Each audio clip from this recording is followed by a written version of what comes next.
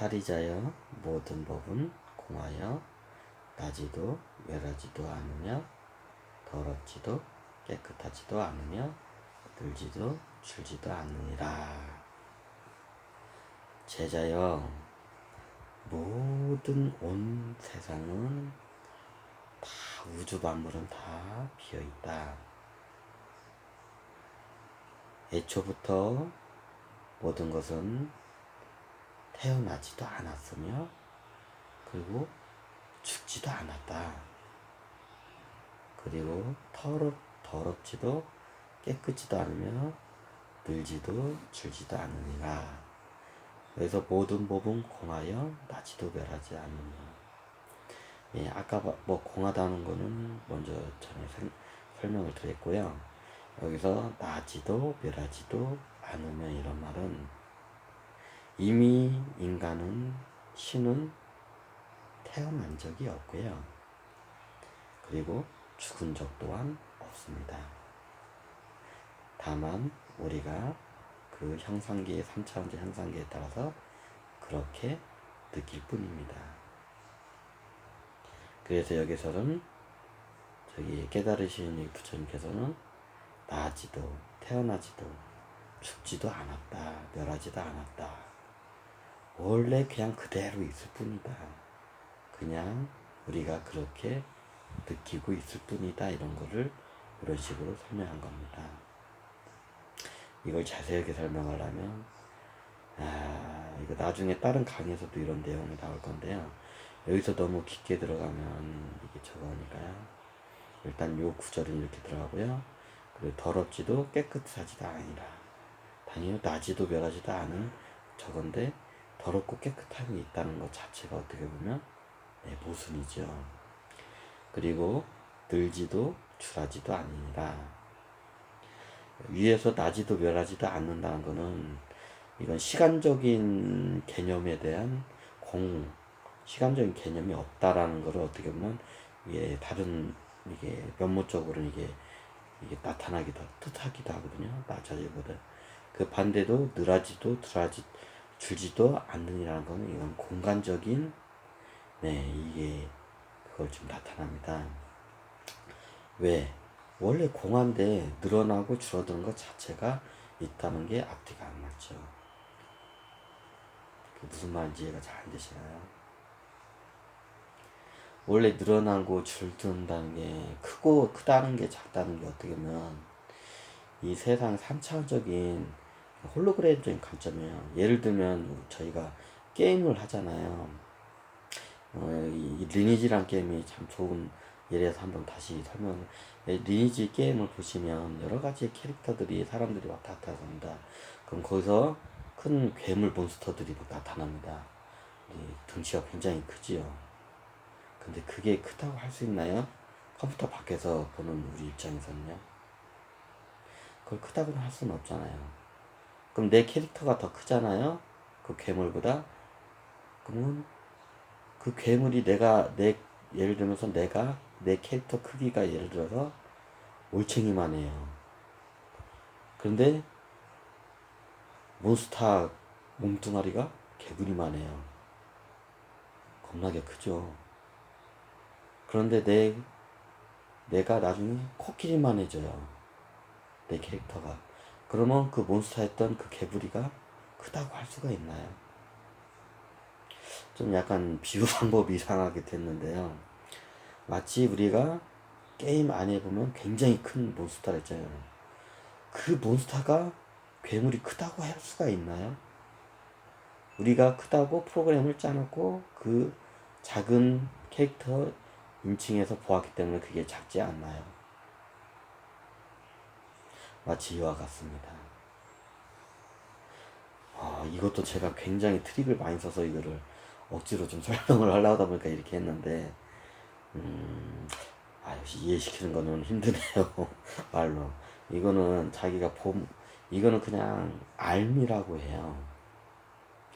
그냥 자기가 자기는 마음을 딱딱하면 원래 내가 알고 있던 건데 그냥 잊어버린 거예요. 근데 그걸 당연히 알고 있었던 거예요.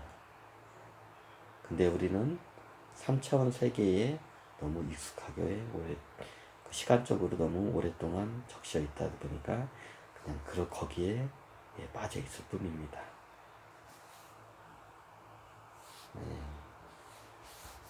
그리고 다음은 그러므로 공 가운데는 색이 없고 수상 형식도 없으며 안, 이, 비, 설, 신, 의도 없고 색, 성, 향, 미, 촉법도 없으며 눈의 경계도 의식의 경계까지도 없다. 우리 인간은 시각의 모든 걸 많이 의지를 하다 보니까 눈에 보이는 것만 믿게 돼요. 눈에 보이지 않는 것은 잘 믿지를 않죠.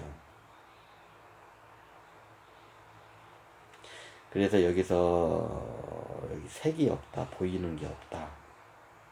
그래서 이렇게 공 가운데는 색이 없고 이런 식으로 부처님께서는 그렇게 말씀을 하십니다.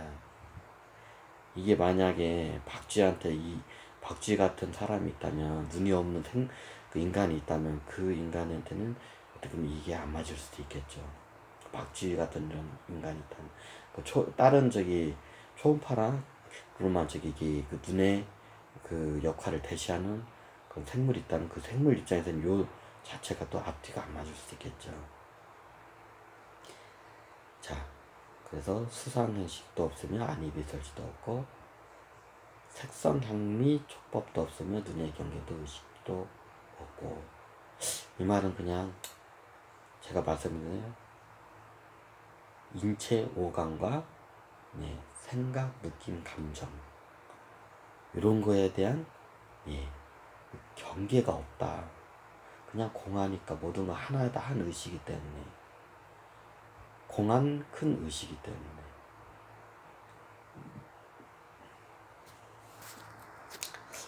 역시 어렵네요. 이해가 잘 안 되시죠? 저도 이해를 최대한 하기 위해서 이거를 한데, 이걸 완전하게 이해시킨다는 어떻게 보면 저의 좀 너무 큰 바람이기도 하겠죠. 하지만 여러분들이 최대한 사람에 따라 많이 들겠지만 여기에 어느 정도는 좀 10%라도 아니면 5%라도 1%라도 이 경서를 이해를 시키기 위해서 저는 그냥 설명을 할 뿐입니다.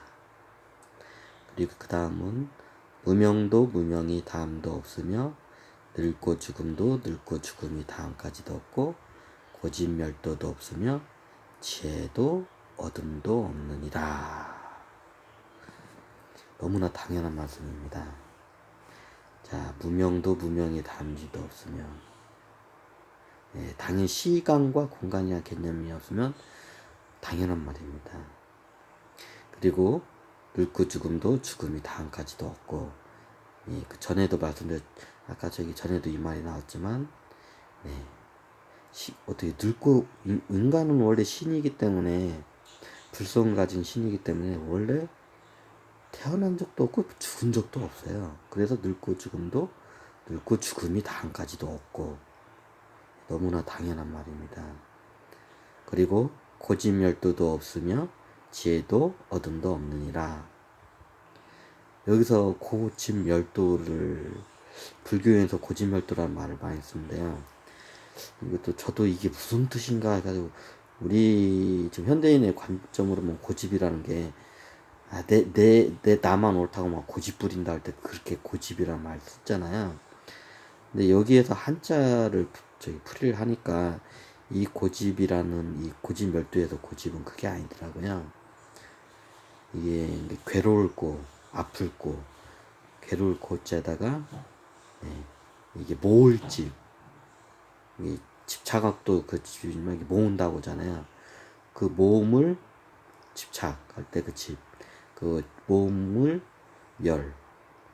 멸하다, 없애다, 멸하면 도가 된다, 깨달게 된다, 이런 뜻이 사자성어가 그렇게 되더라고요.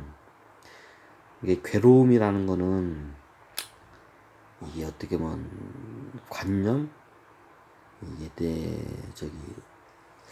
뭐라 할까, 이게 삶의 체험 정보, 조상들로부터 그 계속 내려온 내가 내까지 경험한 그 정보, 경험 정보를 여기서는 괴로울고, 그 괴로웠던 그 정보, 그 괴로운 에고, 괴로운 관념, 그걸 갖다가 괴로울고 짜자 고, 집착, 어떻게 보면 집착이 될 수 있고, 이거를 모아서 하는 그 집착이 될 수 있고, 괴로움의 집착, 모을집, 여러 가지로 이렇게 해석이, 그렇게 집착으로 해석을 되고 모은다고 단순히 해석을 해도 이게 뜻이 맞아요. 이거를 멸한다. 멸한다는 거는 청산한다. 내 마음을 닦는다. 이렇게 저기 보시면 되고, 그러면 도가 된다. 그러면 도라는 거는 깨달음. 근데 여기서는 고지멸도도 없으며, 왜? 그것마저도 다 허망한 꿈이기 때문에. 근데 인간은 거기에 다 집착을 하고 거기에 끄달려 가죠. 그걸 다만 자기가 모르고 있을 뿐입니다. 그 다음에는 지혜도 어둠도 없느니라. 네.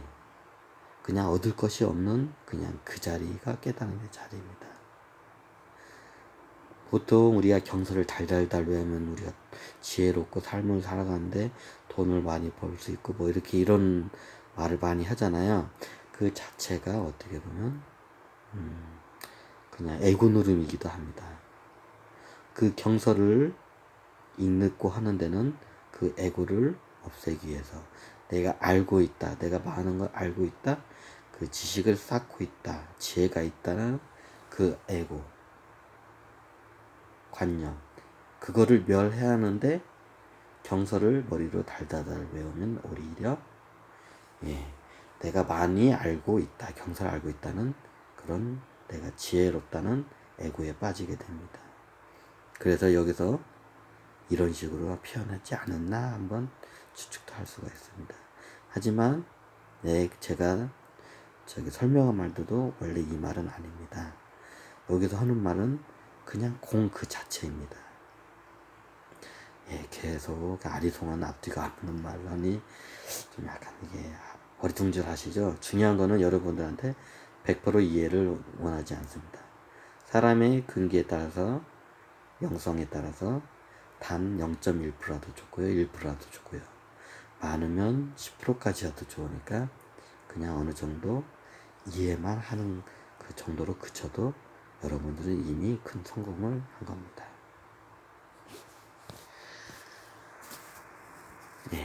여기까지 한번 파트를 나누겠습니다.